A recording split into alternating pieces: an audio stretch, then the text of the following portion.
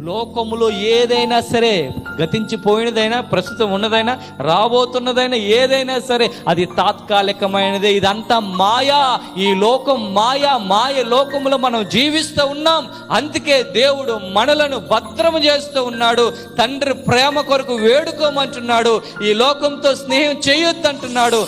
చేస్తే ఈ లోకంలో పడిపోతావు. పడిపోవడం ద్వారా నరకమునకు పోతావు. అది అపవాదిగాడికి ఇష్టం. కానీ దేవుడు దూరం నుంచి తప్పిపోయిన కుమారుడు కోసం ఎలా ఎదురు చూస్తున్నాడు, నీ కొరకు నా కొరకు కూడా ఎదురు చూస్తున్నాడు. నా బిడ్డ ఎప్పుడు వస్తుంది, నా బిడ్డ నా చెంతకి ఎప్పుడు వస్తుంది, ఎప్పుడు నేను కౌగలించుకుందాము, ఎప్పుడు క్షమాపణ కోరతాడు, ఎప్పుడు నేను క్షమిస్తాను, నా భుజముల మీద ఎక్కించుకుని దేవుని యొక్క సన్నిధానంలో నడిపించబడాలని తప్పిపోయిన కుమారుడు తండ్రి ఎలా ఆలోచించాడో ఈరోజు కూడా మన పరమ తండ్రి కూడా అలా ఆలోచన చేస్తూ ఉన్నాడు. ఈ లోకమంతా కూడా ఏమైపోయిందంటే మనోనేత్రాలు గుడ్డితనాన్ని కలుగు చేసేసింది. ఈ ప్రపంచంలో ఏ ప్రాంతంలో ఉన్న గుడ్డితనాన్ని కలుగు చేయబడ్డాయి.